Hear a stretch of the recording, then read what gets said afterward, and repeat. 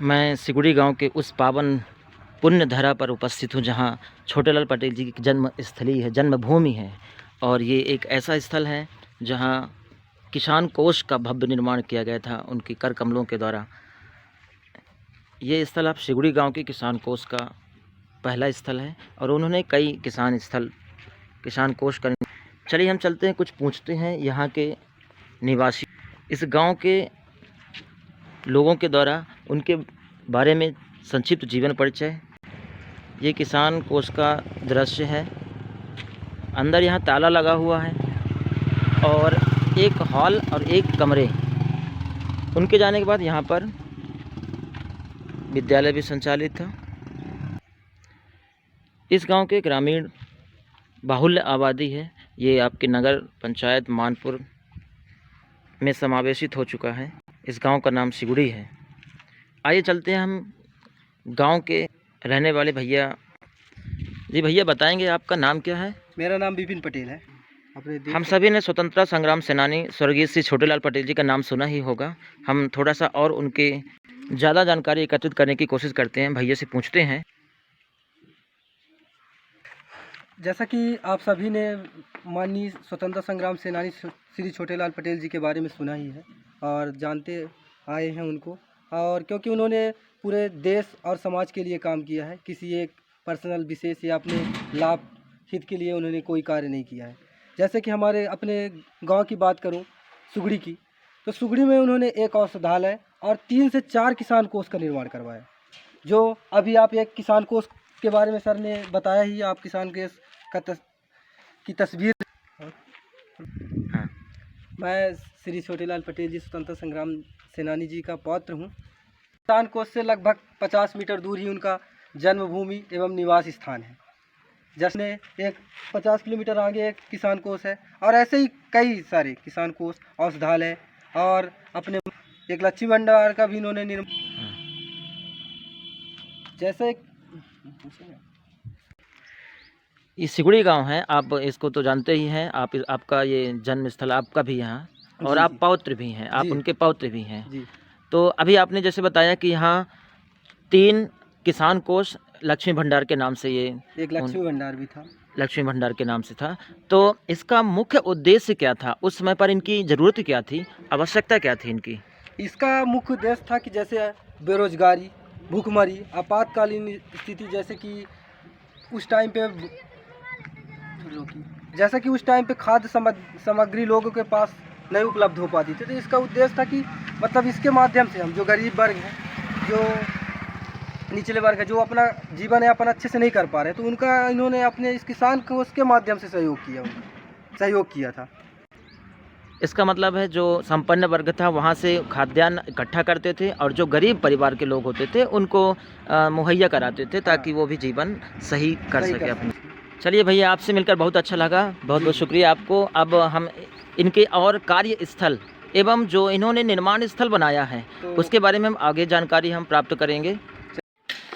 ये छोटेलाल पटेल जी के द्वारा निर्मित की गई लक्ष्मी भंडार, यहाँ भी खाद्यान्न भंडार किया जाता था, खाद्यान्न स्टोर किया जाता था। लेकिन ये अब ये पुराना ऐतिहासिक धरोहर है, इसको अब नव निर्माण के लिए बनाया जा रहा है, नई तरीके से इसको अब बनाया जा रहा है आगे के कार्य के लिए, आगे की सेवा के लिए। ये भी एक सार्वजनिक स्थल ही है, उन्होंने लक्ष्मी भंडार का नाम दिया था।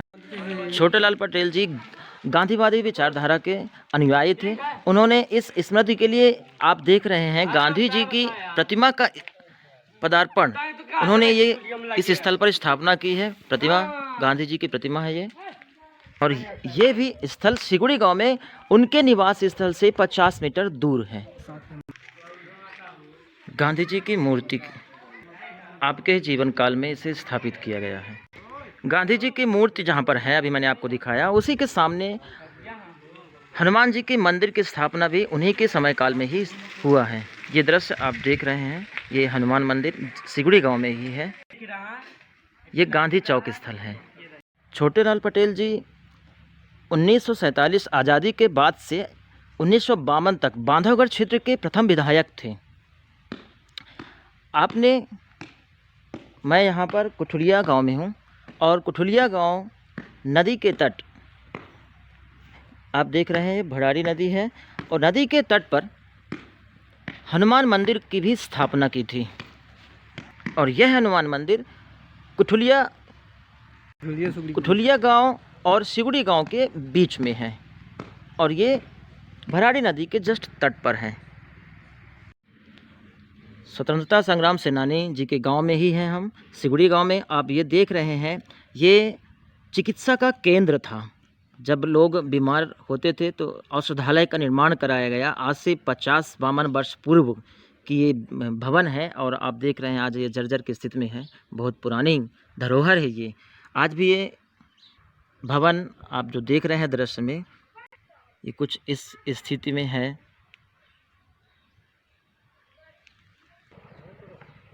क्योंकि अब ये बहुत पुरानी हो चुकी है। औषधालय केंद्र था, तो इस क्षेत्र में प्रथम औषधि केंद्र औषधालय स्थापित किया गया था सिगुड़ी गांव में।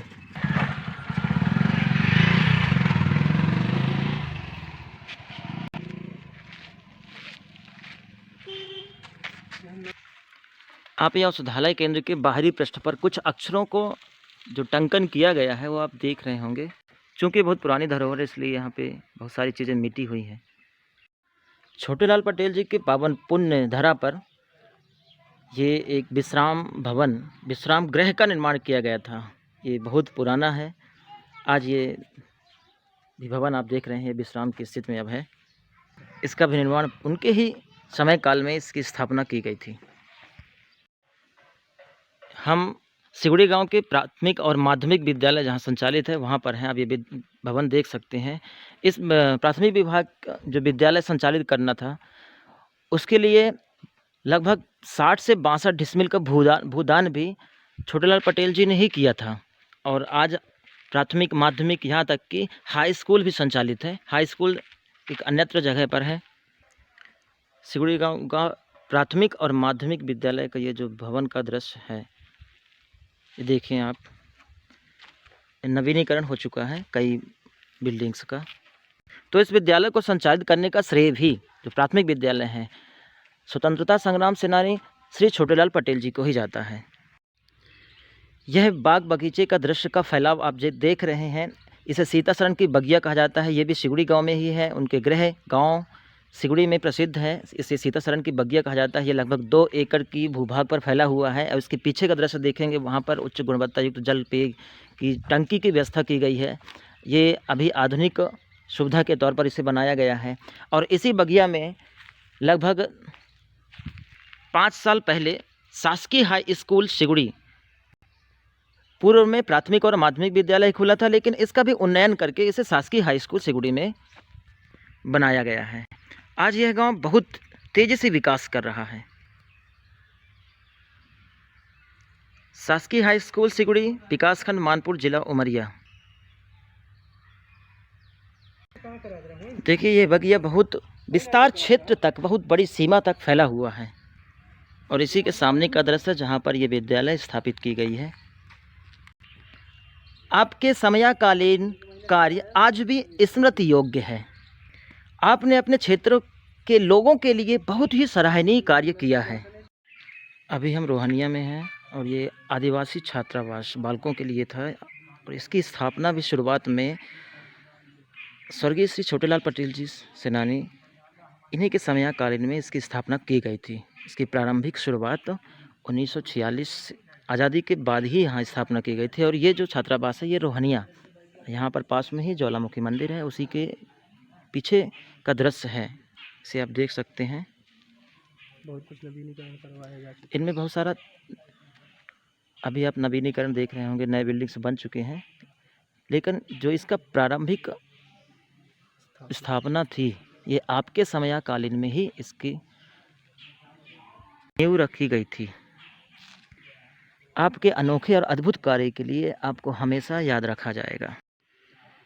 यह रोहनिया में ज्वालामुखी मंदिर है और इस मंदिर के निर्माण की जो कहानी है, हमारे जो पूर्वज वो बताते हैं कि ये भी स्वतंत्रता संग्राम सेनानी श्री छोटेलाल पटेल जी के समयाकालीन में भी इसकी नींव रखी गई थी और इसकी स्थापना की गई थी। अब आज देख रहे हैं इसको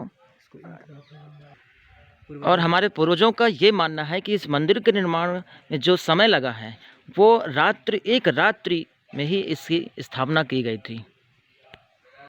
और यह ज्वालामुखी मंदिर चरणगंगा नदी के तट पर, गंगा नदी के तट पर है। यह वही नदी है जिसके तट पर ज्वालामुखी मंदिर बसा हुआ है और आज के दृश्य में यह एक दर्शनीय स्थल है। लोग अपना समय व्यतीत करने के लिए यहाँ पर पिकनिक के रूप में पिकनिक मनाने यहाँ पर आते हैं। देखिए ये चरणगंगा नदी है और इसी के तट पर बसा हुआ है ज्वालामुखी मंदिर। यह मानपुर का चिकित्सालय है। यह चिकित्सालय सन 1951 और 52 के बीच में इसकी नींव रखी गई थी स्वतंत्रता संग्राम सेनानी स्वर्गीय श्री छोटेलाल पटेल जी के द्वारा ही। उस समय पर ये विधायक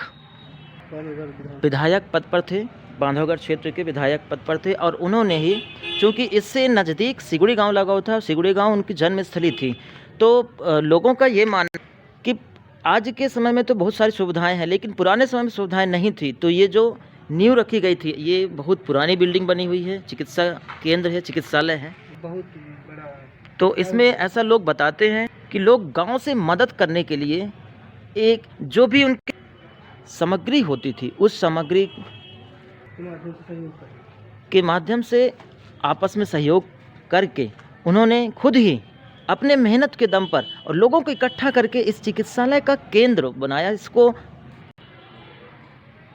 लोगों के उपचार के लिए नींव रखी। हालांकि अब इसे आधुनिकीकरण में इसे सुसज्जित कर दिया गया है। यह मानपुर का चिकित्सालय सामुदायिक स्वास्थ्य केंद्र अब ये आधुनिक स्वरूप प्रदान कर दिया गया है और इसे विस्तार रूप दिया गया है। लेकिन इसकी नींव भी स्वतंत्रता संग्राम सेनानी स्वर्गीय श्री छोटेलाल पटेल जी के समयाकालीन ही बनाई गई थी। सामुदायिक स्वास्थ्य केंद्र मानपुर में पहले मानपुर क्षेत्र भी सिगुड़ी गांव की सीमा से लगा हुआ था, लेकिन धीरे धीरे इसका बाजारीकरण होने से यह मानपुर में सम्मिलित हो चुका है।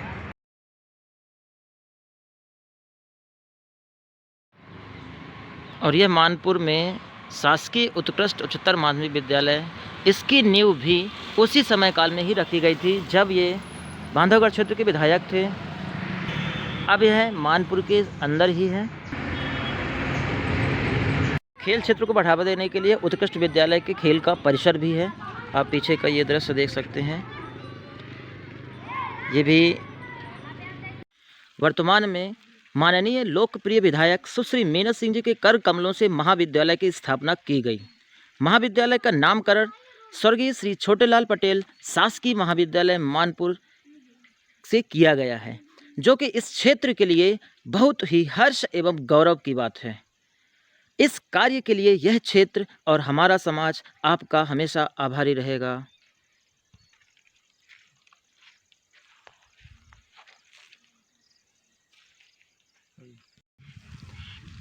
यह नवीन छात्रावास है जिसका कार्य चल रहा है और इसका उद्घाटन कार्यक्रम आज ही है, आप देख रहे हैं।